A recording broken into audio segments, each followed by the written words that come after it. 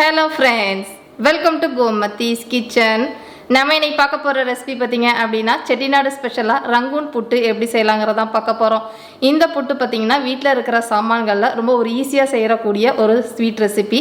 இப்போ அதை எப்படி செய்யலாம்ங்கறத பார்க்கலாம். Gomathi Kitchen-ஐ சப்ஸ்கிரைப் பண்ணாதவங்க சப்ஸ்கிரைப் பட்டனை பிரஸ் பண்ணிக்கோங்க. உடனுக்குடனே அப்டேட் வேணும் அப்படினா பக்கத்துல இருக்க பெல் பட்டன்ல ஆல்ங்கற ஆப்ஷனை மறக்காம பிரஸ் பண்ணி வெச்சுக்கோங்க. இப்போ இந்த புட்டு பண்ணுறதுக்குன்னு பார்த்தீங்கன்னா ப்ரெஷர் குக்கரில் ஒரு 1/4 கப் அளவுக்கு பாசிப்பருப்பு சேர்த்துக்கலாம். இப்போ தீயை மிதமாக வச்சு இந்த பாசிப்பருப்பு பார்த்திங்கன்னா நல்லா வாசனை வர அளவுக்கு வறுத்துக்க போகிறோம். செவக்கணும்னு அவசியம் கிடையாது. இந்த அளவுக்கு வறுபட்டதுக்கு அப்புறமா இதை ஒரு 2 தடவை நல்லா கழுவி எடுத்துகிட்டு வந்துடலாம். இப்போ 1/4 கப் அளவுக்கு பாசிப்பருப்பு எடுத்தோம் இல்லையா, அதுக்கு ஒரு 3/4 கப் அளவுக்கு தண்ணி ஊற்றிக்கோங்க. இப்போ இதெல்லாம் நல்லா கலந்துட்டு குக்கரில் ப்ரெஷர் வச்சு இது வேகிறதுன்னு பார்த்தீங்க அப்படின்னா மிதமான தீயில் 2 விசில் விடணும். அதாவது குழைய வேகக்கூடாது, மலர்ந்து வெந்திருந்தால் சரியாக இருக்கும். இது வெந்துக்கிட்டு இருக்க சமயத்துக்குள்ளே பார்த்தீங்க அப்படின்னா நான் ஏற்கனவே வெல்லத்தை கரைச்சி வச்சுருக்கிறேன். வெல்லத்தோட அளவுன்னு பார்த்தீங்க அப்படின்னா கிட்டத்தட்ட நான் மெஷரிங் கப்பில் 1/4 கப் அளவுக்கு பொடிச்ச வெல்லமாக சேர்த்து ஒரு 1/4 கப் தண்ணி ஊற்றி கரைச்சி வச்சுருக்கிறேன். ஏன்னா இதில் தூசு மண் வடிகட்டும். இந்த அளவுக்கு கெட்டியமாக இருந்தால் சரியாக இருக்கும். ரொம்ப தண்ணியாக இருக்க வேண்டாம். நம்ம சேர்க்குறப்ப வடிகட்டிட்டு சேர்த்துக்கலாம். இப்போ அடுத்து ரவையை வறுத்துக்க போகிறோம். அதுக்கு ஒரு பேனில் கிட்டத்தட்ட ஒரு 1.5 டீஸ்பூன் அளவுக்கு நெய் சேர்த்துக்கோங்க. இப்போ இதில் 1 கப் அளவுக்கு ரவை சேர்த்துருக்குறேன். நீங்கள் வறுத்த ரவை இல்லை வறுக்காத ரவை எது வேணால் சேர்த்துக்கலாம். போட்டுட்டு தீயை கொஞ்சம் மிதமாக வச்சு நம்ம கேசரிக்கெல்லாம் வறுப்போம் இல்லையா, அதே மாதிரி வறுத்துக்கோங்க. ரொம்ப செவக்கணும்னு அவசியம் கிடையாது. இப்போ இந்த அளவுக்கு நல்லா வறுபட்டு வாசனை வந்ததுக்கு அப்புறமா இதில் ஒரு 1/4 கப் அளவுக்கு துருவின தேங்காய் சேர்த்துக்கலாம். சேர்த்துட்டு இதை ஒரு 2-3 நிமிஷத்துக்கு மட்டும் வறுத்து விட்டுருங்க. இந்த அளவுக்கு வறுபட்டால் போதும். இதை ஒரு தட்டில் மாற்றி எடுத்து வச்சிடலாம்.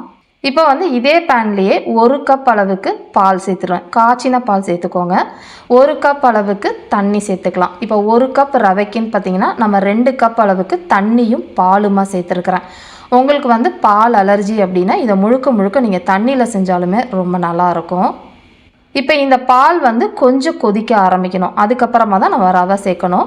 இப்போ இந்த அளவுக்கு கொதிச்சா போதும். இப்போ வறுத்து வச்சுருக்கிற ரவை தேங்காவை கொஞ்சம் கொஞ்சமாக போட்டுக்கோங்க. இப்போ தீயை ஃபுல்லாக குறைச்சிடுங்க.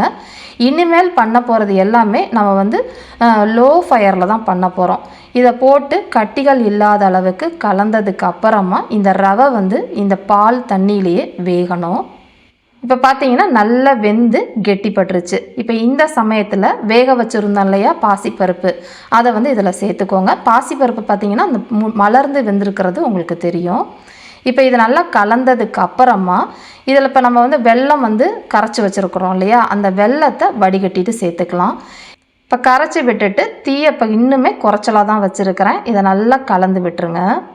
இது கலந்துட்டு இருக்கப்பவே பார்த்தீங்கன்னா ஒரு பிஞ்ச் அளவுக்கு உப்பு சேர்த்துக்கோங்க. ஒரு 1/4 டீஸ்பூன் போல் ஏலக்காய் பொடி, 1 டீஸ்பூன் அளவுக்கு நெய் சேர்த்துருக்கிறேன். நெய் அதிகமாக சேர்க்க வேண்டாம்.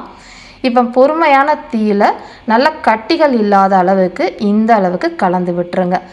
இது ரொம்ப கேசரி மாதிரியும் இருக்காது. நேரம் ஆக உங்களுக்கு புட்டு மாதிரி வந்துடும். இதில் வறுத்த முந்திரி பருப்பை சேர்த்துக்கலாம். உங்களுக்கு எவ்வளோ வேணுமோ நெய்யில் வறுத்துட்டு சேர்த்துக்கோங்க.